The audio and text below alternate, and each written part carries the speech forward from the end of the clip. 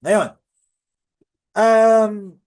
Article 230 will, yung Doctrine of Immutability of Judgment, take note of that. Article 230, execution of decisions, orders, or awards. Ang execution na ito can be done whether by motion or motu proprio. Kaya lang alam nyo, sa practice, huwag kayong mag-aantay ng motu proprio execution. You file a motion for execution. When do you file it? When the judgment has reached finality. Kailan natin malalaman that the judgment is final and executory? Therefore, you can file a motion for execution when you receive a copy of the notice of entry of judgment. When you receive a copy of the notice of entry of judgment, you file a motion for execution. Kanino mo ipafile? Kay labor arbiter. Kasi yan naman ang rule, di ba? Na kung sino yung nag-render ng original judgment, siya ang mag-e-execute niyan. Hindi NLRC ang nag-e-execute. It's the arbiter. Pero siyempre, yung sheriff ang mag-enforce ng writ of execution. Ang mag-i-issue ng writ of execution, si arbiter. So when do you file a motion for reconsideration? Within 5 years. As I said, huwag kayong mag-antay ng motu proprio execution. So you file a motion for execution within 5 years from the time the case has become final and executory. Meaning, when you receive a copy of the notice of entry of judgment. Kasi magiging final and executory kung meron ng entry of judgment. Paano mo malalaman na may entry of judgment? You will receive a copy. Once you receive a copy of the notice of entry of judgment, you file a motion for execution. Attach a copy of that entry of judgment. Okay? Otherwise, magiging premature yan. Now, pwede rin ang motu proprio execution, kaya lang sabi natin, you file a motion for execution. Okay. Now, in the case of Olongapo City versus Subic Water and Sewerage Company under Rule 39, Section 6, there are two modes of enforcing the court's judgment. Okay? Number 1, execution may either be through motion or an independent action. Kailan yung true motion? Ang motion for execution during the first 5 years from the time the case has become final and executory. But don't worry, kasi sa bar exam, for the past 30 years or so, sa labor law, ang tanong ay more on substantive law. Bihirang magtanong ng procedural sa labor law. Siguro mga 98% ng tanong sa labor ay substantive. Kasi ang procedural, inire-reserva yan doon sa remedial law. Kaya okay matakot sa procedure sa labor law. But just the same, kailangan nating aralin para alam nyo, makakatulong din ito dun sa remedial law ninyo. Now, on the first 5 years, from the time you got a notice of entry of judgment, you file a motion for execution. Ordinary motion lang yan. Nag-lapse yung 5 years, hindi ka nakapagpa-execute for whatever reason. Under Rule 39, Section 6, you still have another 5 years in order to file, this time, an independent action for execution, not an ordinary motion for execution. Okay? So you file an independent action for execution kung nag-lapse na yung original na 5 years. Okay? Now, huwag mong palalagpasin yung another 5 years na yan. Because if you allow it to lapse without executing the judgment, tapos ang usapan, hindi ka na makapagpa-execute. Because even under the civil code, 10 years ang ibinibigay para mapa-execute ang judgment from the date of its finality. Okay? That's your lookout. Ikaw yung abogado maliwanag tayo dito. Now, meron kang hawak ng writ of execution. By the way, ganito yan Kapag ka nag-file ka ng motion for execution and may attachment ka, the arbiter would normally call the parties for a pre-execution conference. E di darating ka, natural, ikaw yung nagpapa-execute, edi ikaw masigasig na darating. Darating din yung abogado ng employer. Tapos, maganda kung banded ito, meaning nag-post sila ng ban. Madali ka magpa-execute yan. Pero kung hindi banded ito, mahirapan ka. Kailan yan hindi banded? Kung, normally, kapag hindi nagpo-post ng ban, kung ang nanalo kay arbiter ay si employer. Pagdating sa NLRC, saka lang ni-reverse si arbiter, nanalo ang employee. Oh. Ay di hindi nag-post ng ban si employer, nanalo ka finally. So magpapa-execute ka ngayon. Yan ang mahirap kasi walang ban. So doon mo talaga kakausapin si sheriff. Kasi siya mag-execute yan, siya maniningil. Oh. At kapag kasingilan ng ganyan, ay naku, hindi ko nilalahat pero may mga sheriff diyan na nagiging multo. Bakit nagiging multo? Nagpaparamdam. Di ba? Ang bihira. Nagpaparamdam. Oh. Sabi ko, huwag kang mag-alala, sheriff, hindi ka mawawalan. Ha? Hindi ko lang sigurado kung magkakaroon ka. Okay? Naliwanag. So ngayon, nagpatawag si arbiter ng pre-execution conference. Pagkatapos, dumating si abogado ni employer. Ano sasabihin ng abogado ng employer? Meron pa ho kaming pending petition for certiorari with the Court of Appeals. Hindi po tayo pwede magpa-execute. So how do you counter if you were the counsel for the employee na nagpapa-execute because the judgment is already final and executory? Ang tanong mo, meron ka bang TRO? Kasi as I said earlier, when you file a petition for certiorari under Rule 65, it will not stop the running of the period. The period will continue to run. How do you stop the running of the period para hindi tayo makapagpa-execute? Humingi ka ng TRO from the Court of Appeals. Hindi nag-issue ng TRO ang Court of Appeals. So kaya yun yung tatanong mo. Nakakuha ka ba ng TRO? In one case, ilan ba? Tatlo yatang ganyan, Patawag ng, in my experience as a lawyer handling labor cases like that, patawag si arbiter ng pre-execution conference. Sa pre-execution conference, pag-uusapan nyo kasi, lalo pag walang ban, paano babayaran? Kung banded, walang problema. Mas maganda kung di sila dumating sa pre-execution conference kung dumating, di ayos lang. Pag-uusapan paano magbabayad. Kung banded, you enforce against the ban. Okay? Ngayon, sabi ng abogado nung employer, meron pa ho kaming petition for certiorari, hindi pa nadidesisyonan ng Court of Appeals. So ang tanong nyo dyan, nakakuha ka ba ng injunction? Kasi kung wala kang injunction, execution pending appeal is allowed. And the filing of a petition for certiorari will not stop the running of the period. It's not like an appeal. Na pagka nag-appeal ka at na-perfect yung appeal, mag-stop yung running of the period. But when you file a petition for certiorari, unless you were able to get a TRO, it will not stop the running of the period. The period will continue to run. Tatakbuhan ka niyan. Okay? So, edi sabi nung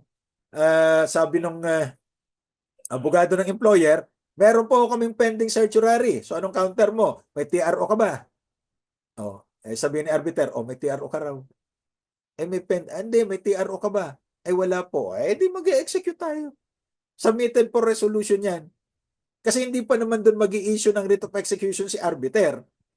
Mag-aantay ka pa na dumating sa iyo yung writ of execution. Pag nakakuha ka ng writ of execution, you go to the sheriff. Kasi sheriff na ang mag-i-enforce niyan. Hindi banded. So anong gagawin natin? Di ang unang gagawin mo, mag-file ka ng motion for garnishment para si arbiter ipag-garnish yung mga bank account, bank deposits nitong employer na ito. Yan. Ngayon kung wala, ipa-attach mo yung mga property niya. Kaya lang, meron ako dati na ipanalong kaso, around 3 million. Ang problema, walang property yung employer. Na-dispose na pala, kaya pala hindi nag-participate. Tuwan-tuwa pa naman kami at hindi nag-file ng position paper. Yung pala, wala namang property na kami mahahabol. Nakapagpa-execute kami, 25,000. Yun lang ang natirang bank account, pambihira. Okay? So, ngayon, you have a writ of execution. Problem is the employer applied for rehabilitation or receivership and the court approved it. Okay? Oh, Presidential Decree 902-A, hindi na yan. Ang sinusunod na natin yung Securities Regulation Code, Republic Act 8799. So, anong nangyari? Itong si employer, inaprubahan ng korte yung kanyang application for receivership or rehabilitation. What happens to your writ of execution? That is suspended. You cannot enforce that writ of execution. Why? Parang tatay, nasa ICU. Tapos darating yung maniningil ng utang. Papayag ba yung mga anak? Hindi. So, antayin mo. Kapag ka nabuhay yan, maningil ka. Pagka hindi nabuhay, nategi. Nategi, Panahon namin, natigok ngayon, nategi daw. Di, you enforce doon sa kanyang property. Kung korporasyon yan, at talagang na-dissolve yung korporasyon, may winding up of operation naman yan. That's the time you enforce the writ of execution. Okay? So you have these two cases that you have to look for. Una, yung Rubber World Philippines versus NLRC.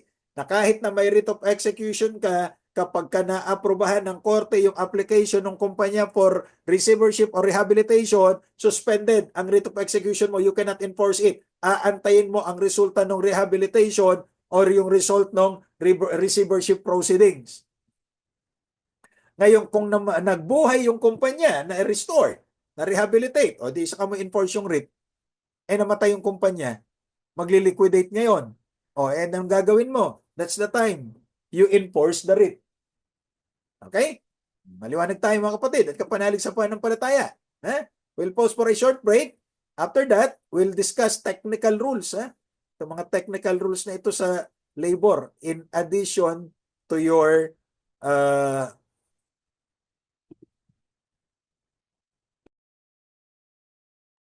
Okay, so we continued our discussion. We now move on to technical rules not binding. Under Article 227 of the Labor Code, in any proceeding before the Commission or any of the labor arbiters, the rules of evidence prevailing in courts of law or equity shall not be controlling, and it is the spirit and the intention of this code that the Commission and its members and the labor arbiters shall use every reasonable means to ascertain the facts in its case speedily and objectively and without regard to technicalities of law or procedure in all in the interest of due process. Now, tanong, ano ba ang technical rules? Technical rules are tools which must be used in the production of proof in the ascertainment of the truth. Okay? They are a tool fashioned by authorities to accomplish the goal of ferreting out or eliciting the truth. Why? Ang sabi ng mga Romano, veritas vos liberabit. At ito ay nasa Gospel of John chapter 8 verse 32, you shall know the truth and the truth shall make you free. There's no substitute for telling the truth. Okay? Kaya lang minsan, truth is relative. Pwede kung sino yung nagsasabi na katotohanan, Pagka nasa katotohanan ka, marami kang mag-anak. Ganun ba yun? Hindi. Okay, sabi ng Korte Suprema, it is a basic rule in evidence that each party must prove his affirmative allegations. Totoo naman. While technical rules are not strictly followed in the NLRC, this does not mean that the rules on proving allegations are entirely dispensed with. Bare allegations are not enough. This must be supported by substantial evidence at the very least. Yung nga sabi nung dating presidente, you are unfair to me, especially the media. Why? You have so many allegations against me. But did you present even a single alligator? Di ba? Okay? So, if you allege, you must have some proof. Di ba? Although technical rules are not binding, kailangan pa rin natin ng prueba. Ano ba ang example ng mga non-binding technical rules? Una, yung appearance and fees. As a general rule, it's a technical rule that only lawyers are allowed to appear before any tribunal, court, or administrative body. But under Article 228 of the Labor Code, even non-lawyers may appear before the commission or any labor arbiter. That's setting aside a technical rule that only lawyers are allowed to appear. Kaya nga ang lawyer ang naniningil ng appearance fee. Di ba? Eh kung nag-appear, hindi man abogado, abay huwag kang maningil ng appearance fee. Dahil di ka naman pala abogado. Oh. Eh kailan ba pinapayagan ng isang tao na hindi naman abogado ay mag-appear before the commission or the labor arbiter if they represent themselves? Okay? So, representing themselves, either you are the complaining employee or you are the employer. Di ka kailangang kumuha ng abogado. Okay? Why? You have to understand the fact na itong employee na natanggal sa trabaho, kaya siya nagpunta sa labor arbiter or sa NLRC kasi gusto niya ng hustisya. Gusto niya ng katarungan. Natanggal siya sa trabaho, kaya i-require mo na may abogado, hindi napupunta yan kasi mahal ang abogado. Marami kang babayaran pag nag-engage ka ng abogado. Ilan na lang kami pumapayag ng libre paminsan-minsan. Syempre, kailangan din natin magbayad ng mga bills, hindi ba? So, natanggal sa trabaho, walang sweldo. Tapos mag-hire ng abogado, walang pambayad yan. O kaya, anong gagawin? Pinapayagan siya ng labor code na mag-appear on his own behalf without the assistance of counsel. Okay? Now, what about the employer? The employer can hire any lawyer he wants to or she wants to. Diba? Pero pinapayagan din siya na mag-appear even without a lawyer. Bakit? Equal protection, pinayagan mo yung employee na walang abogado, payagan mo rin si employer na walang abogado. At saka magkakaroon ng undue advantage si employer kung may abogado siya at yung employee wala. Di ba? Yan. Okay. Or if they represent their organization or members thereof, pagka ganyan, dapat mahigpit kayo. Why? Naku, napakarami dyan sa NLRC na nagpapanggap na sila ay abogado, hindi naman. Even I was a victim of these unscrupulous individuals pretending to be lawyers. Bakit? Bagong abogado tayo kasi nag-abogado ako ay 2005. I took the bar in 2004 after graduation. Sinuwerte, naging abogado ng 2005. Yun naman ang commitment natin na tumulong dun talaga sa nangangailangan. So gusto yung makatulong, labor ang pinakamukuan dyan. Labor cases, criminal cases, ayan, walang mga pambayad ng employees. So nag-handle tayo ng mga labor cases. May nag-a-appear sa arbiter, pati yata sa NLRC, at siya daw si Attorney Duca. 2007. Nagre-reklamo yung mga kliyente kasi hindi daw natatapos yung kaso, panay ang singil. Ako nga hindi ako naniningil kapag empleyado ang kliyente ko kasi contingency yan . Ito naniningil. So one time, hindi na siguro nakatiis yung kliyente niya na konduktor ng isang bus, nagpunta dun sa opisina namin. Sabi nung kapartner ko dati, sabi niya, pare, may kliyente ka dito, ikaw hinahanap mo. Sabi ko, wala naman akong ganyang kliyente. Pagkatapos, nung magkita kami ng kliyente, sabi, yun si Attorney Duca, hindi po yan. Teka muna, wala na ba ibang Attorney Duca na nag-a-appeal sa NLRC at that time?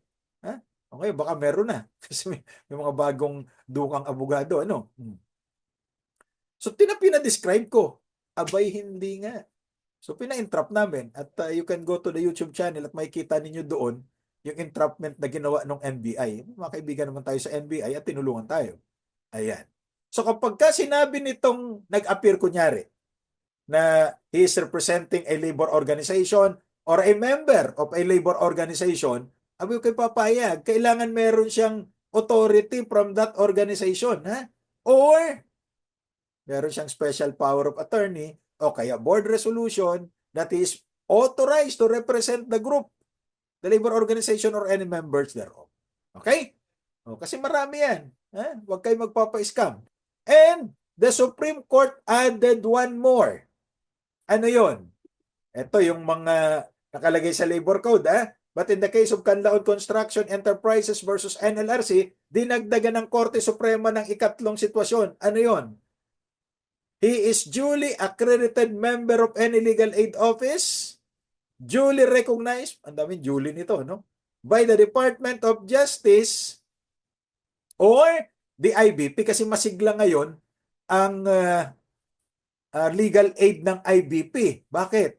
Aba, di ba requirement ngayon dun sa amendment ng bylaws ng IBP na if you want to be a lifetime member, one of the requirements is that you must render 120 hours of free legal aid service through your IBP chapter. So kaya lahat ng mga chapters ng IBP ngayon, masigla ang kanilang legal aid program because of that requirement para makapag lifetime member ang isang abogado, no? Oh, at saka yung 10 years requirement, di ka pwede mag-lifetime pagka bagong pasa ka. You must be a member of the IBP for at least 10 years. At hindi pa yan. Magbabayad ka ng 50,000 pesos at mag-a-attend ka ng 5 conventions, whether national, regional, or combination. O, tapos yung 120 hours of free legal aid service at yung walang pending cases against you. So makapag-apply ka na ng, bro, it's worth a fortune, 50,000. Oh, so yan, pwede dyan sa legal aid. O kaya dito ipinapasok yung clinical legal education program ng mga law schools, hindi ba? Okay. So, now, kung ang nag-appear ay hindi naman abogado, huwag kang maniningil. Hindi po pwedeng bayaran yun. Binabayaran appearance fee. Kaya nga pag naging abogado kayo, you make it a point that you look good. Kasi binabayaran yung appearance nyo eh. Eh paano kung hindi kayo looking good? Eh hindi babayaran yung appearance nyo. Okay? At ang limit, kaya ganito, no? Kapag kayo ay humawak ng kaso sa arbiter, sa NLRC, may bayad man o wala, you have to sign as the lawyer. Kasi pag nanalo kayo, may monetary award, may inaward na attorney's fees, hindi, pupunta, well, depende sa usapan nyo, no? Ngayon, kung walang abogadong nakapirma, the arbiter will not award attorney's fees. Kasi yung pag-award ng attorney's fees is not the rule. As we said earlier, it's an exception. Not every time you win a litigation, you will be awarded attorney's fees and damages. That's not the rule. That's the exception. The court does not give premium on litigation. So to prove that really the litigant engaged the services of a lawyer, the lawyer must affix his name. Diba? Pumirma ka. Yun. Okay? Ngayon, puntahan natin yung compromise agreement. Kasi alam nyo, sabi nga natin, by entering into reciprocal concessions, parties prevent a litigation or put an end to one already commenced under Article 2028 of the Labor Code. Now, under Article 233, Civil Code yun. Under Article 233 of the Labor Code, any compromise settlement, including those involving labor standards laws, voluntarily agreed upon by the parties with the assistance of the BLR, or the regional office of the Department of Labor shall be final and binding upon the parties. And the National Labor Relations Commission or any court shall not assume jurisdiction over issues involved therein except in the case of non-compliance thereof. Kasi nag-agree na sila eh. If there is prima facie, hindi prima facie yan, prima facie, meaning on its face, Latin. Evidence that the settlement was obtained through fraud, misrepresentation, or coercion. Now, a compromise entered into in good faith by workers and their employers to resolve a pending controversy is valid and binding upon the agreeing parties according to the Supreme Court. Okay? So ngayon, tinanong noong 2016 bar exam, what are the requisites of a valid quit claim? Ganun kasimple yung tanong, and that's worth 5 points. Okay, eto na. Kapag kayo kasi ay pumasok sa isang compromise agreement, let me just check this. Dali lang ha.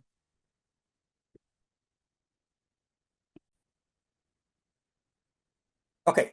So the moment you enter into a compromise agreement, the employer will require you to sign a waiver and quit claim. Now, according to the Supreme Court, indeed, not all quit claims are per se invalid or against public policy. Exception, when there is a clear proof that the waiver was wangled from unsuspecting or gullible person.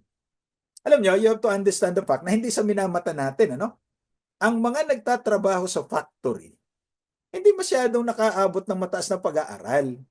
Diba? Kaya minsan, gullible sila, madali silang mapapaniwala, madali silang maloko.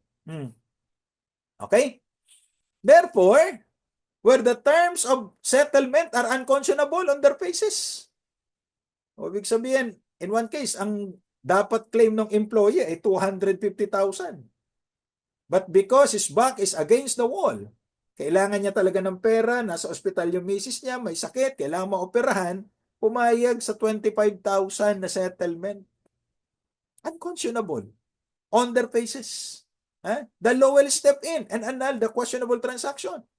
Because such quit claims are regarded as ineffective to bar the workers from claiming full measure of their legal rights. Okay? Ngayon, in a recent case, ito ay May 29, 2024, the case of Abad versus San Roque Metals. The Supreme Court invalidated compromise agreement offering unfairly low payments to employees. Nagkaroon dito ng final judgment na illegally dismissed yung mga empleyado. Ang gustong nakipagkasundo, alam nyo, you can enter into a compromise agreement at any stage of the proceedings in labor case. In fact, even if you already have a writ of execution, you can still enter into a compromise agreement para mapabilis. O ito na, naging final na yung decision, illegally dismiss yung mga empleyado, nagkaroon ng compromise agreement.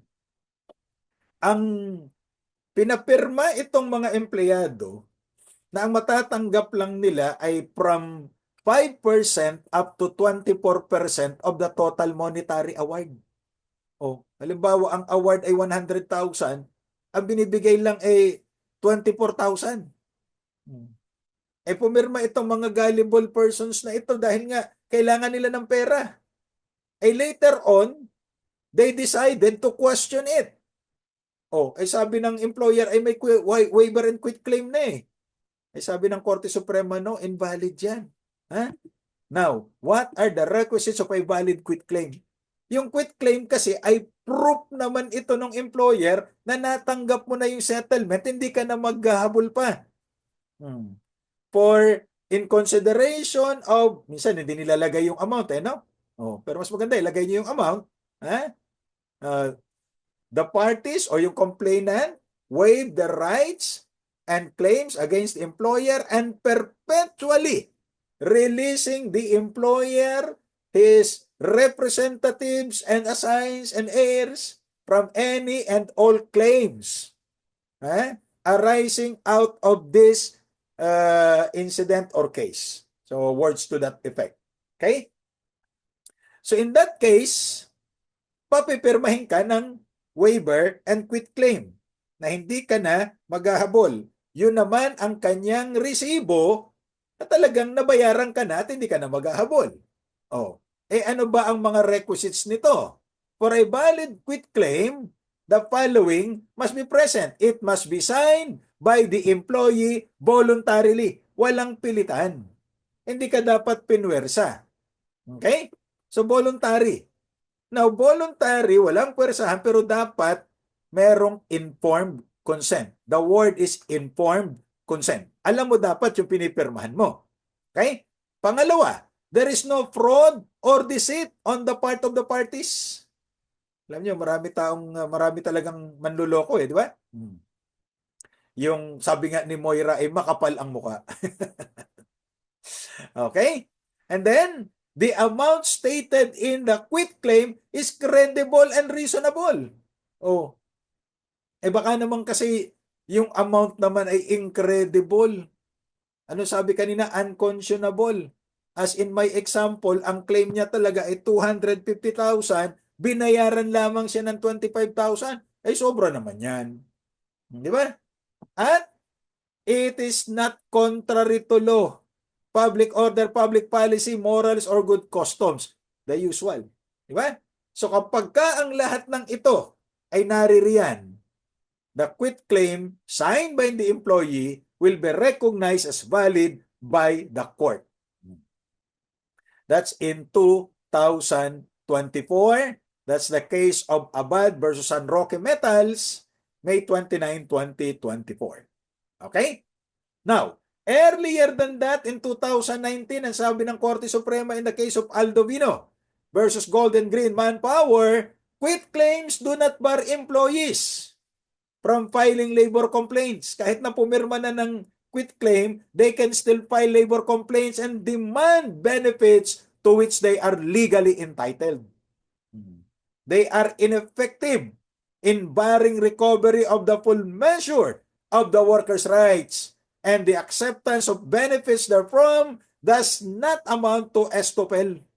Kasi normally, di ba, kapag ka tinanggap mo na yung benepisyo, stop ka na from claiming. Dahil tinanggap mo na eh. Kaya nga pumirma ka ng quit claim eh.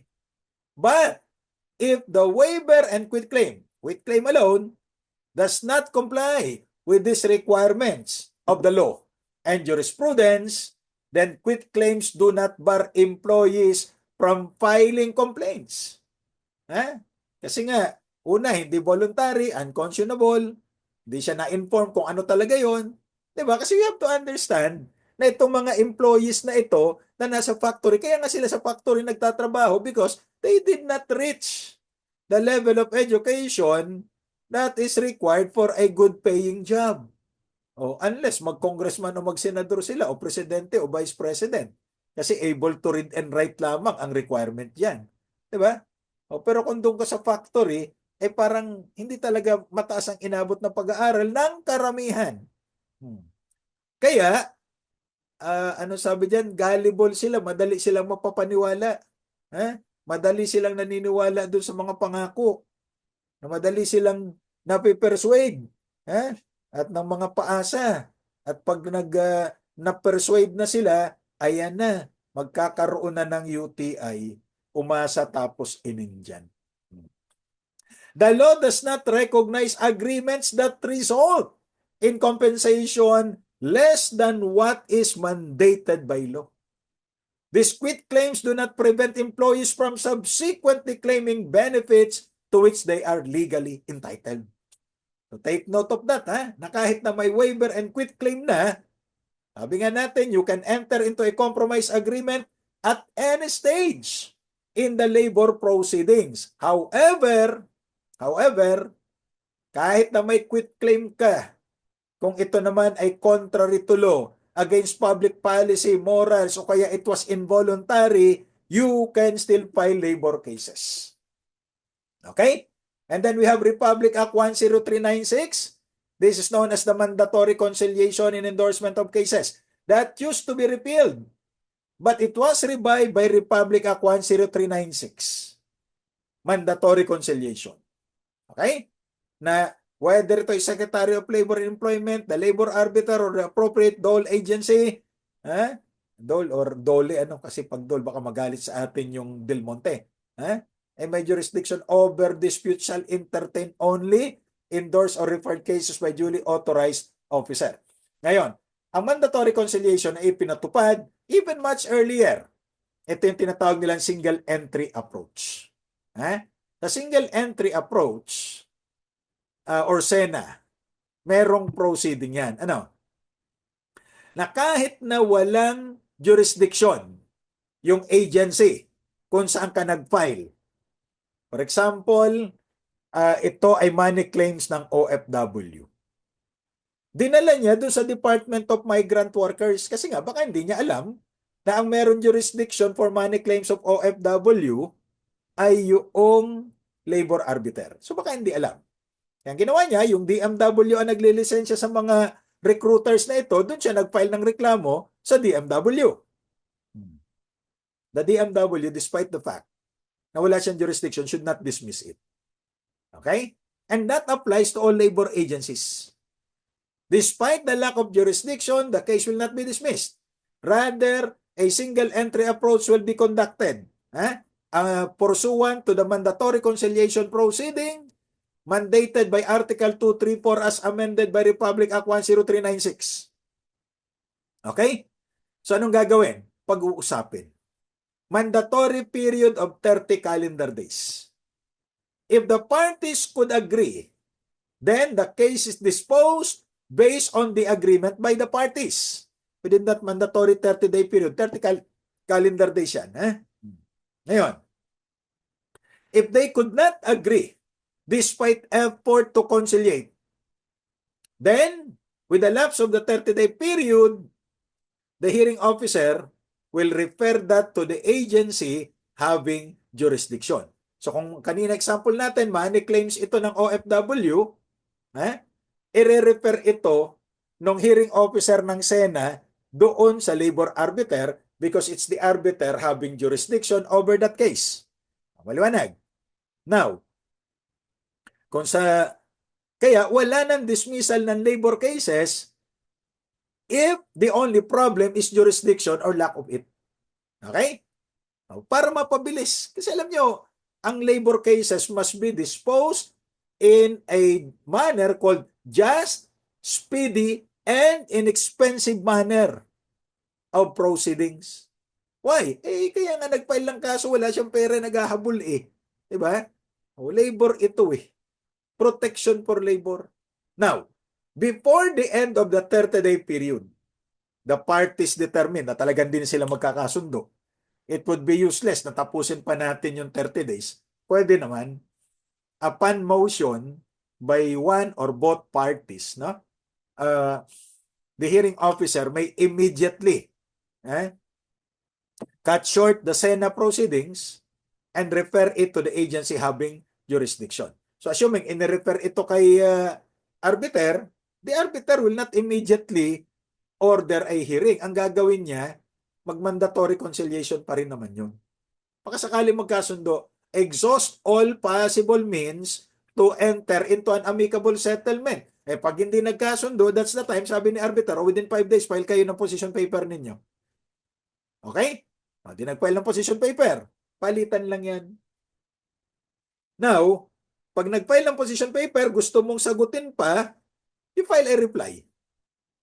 If you want to dispute things which are contained in the reply, mag-file ka ng rejoinder. Rejoinder will be the last pleading. Okay? Now, sa akin, kapag nakita ko na yung position paper ng kalaban, nagpalitan kayo, wala namang substantial issues na ni-raise, di na ako nagpa-file ng reply para mapabilis. Kasi yung 30-day period for the arbiter to decide is counted from the time the case is submitted for resolution. Kung nag-file ka pa ng reply, file ka ng rejoinder, tatagal ng tatagal. Dati kasi 10 days yan But under the amended rules of the NLRC, during the time of COVID, ginawa nilang 5 days yan. Pag di kayo nagkasundo sa mandatory conciliation ni arbiter, 5 days, file kayo ng position paper nyo. Papalitan kayo. After magpalitan, gusto mong sagutin, may 5 days ka to file your reply.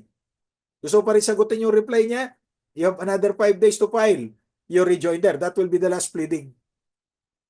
Okay? Mabilisan. Kasi nga, alam nyo, habang nagtatagal ang labor case, napiperwisyo yung employee. Diba? Kasi hindi siya makamove on sa buhay niya. Bakit? Di tinanggal siya sa trabaho. Natural, maghahanap na ibang trabaho yan. Nag-file siya nag-file ng illegal dismissal case. Ano mangyayari? Di siyempre, mag-a-attend siya pag may hearing. Habang nagtatagal yan, ma-absent siya na ma-absent sa bago niyang employer. Baka matanggal na naman siya. Magpapile na naman siya ng illegal dismissal. Di ba? So kaya, we need to speed up the proceedings but without sacrificing the rights of every party. And take note, ito naman ay alam kong alam na ninyo. While labor laws are intended to protect the workers, they do not operate to destroy or oppress capital. Diba? Kasi pareho may karapatan naman yung mga yan. Okay? Maliwanag. Now, ayun ang gumalaw ng aking script. Ayan. So puntahan natin yung privileged communication. Sometimes nagkaroon kayo ng conciliation proceedings. Okay? In a conciliation proceeding, the parties are encouraged to be as honest as they can. They must reveal information in order to settle the dispute. Sometimes, yung nireveal mong information gagamitin gagamitin laban sa iyo. So yan ang provision ng Article 239. Privilege yan. That whatever information or statement made at conciliation proceeding shall be treated as privileged communication and shall not be used as evidence in the commission. Diba? Parang sa kanya sa criminal cases, reckless imprudence, nakabangga. So itong nakabangga, nag-offer ng settlement. But that is not an admission of guilt. Diba? Hindi naman nag-offer ka ng settlement, inaamin mo na may kasalanan ka. Kasi, yun ang katumbas nito na privilege communication. Kasi kung gagamitin yan laban sa iyo, hindi ka na magiging honest. Diba? Kailangan nga natin honesty. Kaya lang sabi ni Billy Joel, honesty is such a lonely word. Everyone is so untrue. Wala nang tapat ngayon. Tanghali na lang ang tapat. Okay? So yan. And you can utilize this book. Yan ang latest on the matter.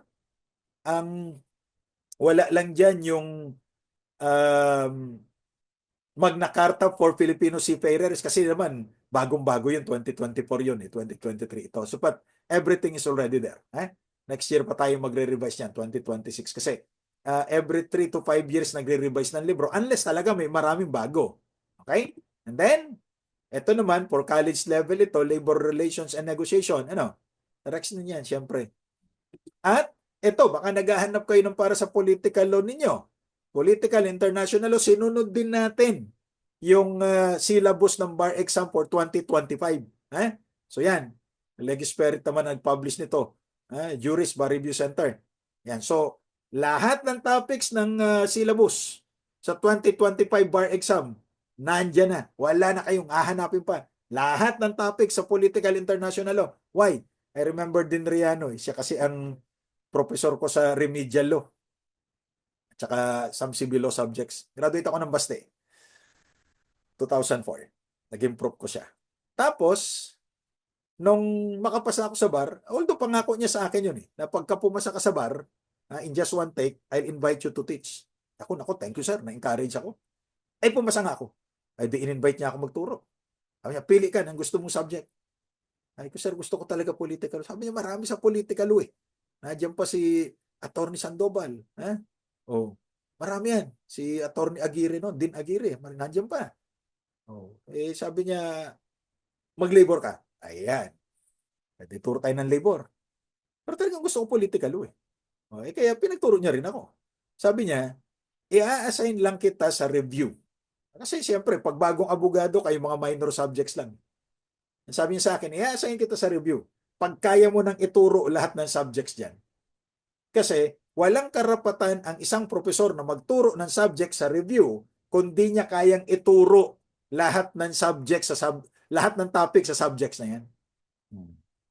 Kaya, sa labor, whether labor standards, labor relations, social legislation, kailangan natin ituro yun. Ang sabi ni Dinriano ayokong mapahiya siya Kaya lang may tanong ako na hindi niya sinagot. At namayapa na lang siya, hindi niya sinagot. Sir, kaano-ano mo si Rihanna? Okay? And then, Constitutional Law 1. Di kaya natin ituro ang political law review Constitutional Law 2. May 2025 edition yan. At, eto yung 2025 edition ng Public International Law. At, yung 2024 edition ng Basic Legal and Judicial Ethics. Kasama dyan yung entirety of the CPRA, pinaliwanag natin. Pati may mga istorya pa yan. Pati yung mga cases, plus the Code of Judicial Conduct, plus the Notarial Practice Rule na palaging nilalabag. So nandiyan ang lahat yan. Wala na kayong hahanapin pa. At syempre, you can go to this YouTube channel. Kanina, 70,000 na yata yung subscribers, you may subscribe. And you can also join this group. So mga 6,000 na yata ang members natin dyan, we are uploading materials. Why? Libre. Bakit? Marami kasi mga website, alam nyo, ito lang ang tampo ko dyan. But anyway, God is a God of justice. Ano? Yung mga materials namin na kami ang gumawa, ina-upload nila sa website nila. Pagkatapos, eh, pag ida-download ninyo, pagbabayarin kayo. Unfair yun. Hindi nga sila nagpaalam sa amin na i-upload nila yung materials namin eh. So sila ang kumikita. Kami ang gumawa, sila ang kumikita. O kaya huwag kayong papatol sa ganun. Huwag kayong magbabayad ng review materials. You join this group, I am uploading materials there for free. Pwede nyo i-download for free. Whatever I could get, ipinopost natin dyan, you can download them for free. Kahit na yung mga lectures natin dito sa YouTube, libre yan. Kaya lang, sana mag-subscribe kayo, no? Okay? Why? Freely you have received. Therefore, freely give. Amen? Joke lang. Okay? At ang sabi ni Thomas Edison, many of life's failure are people who did not realize how close they were to success when they gave up. So don't give up. Rest if you must, but don't you ever quit. Because winners will never quit and quitters will never win. Tingnan nyo ang illustration na ito, di ba? Ang lapit niya na, oh.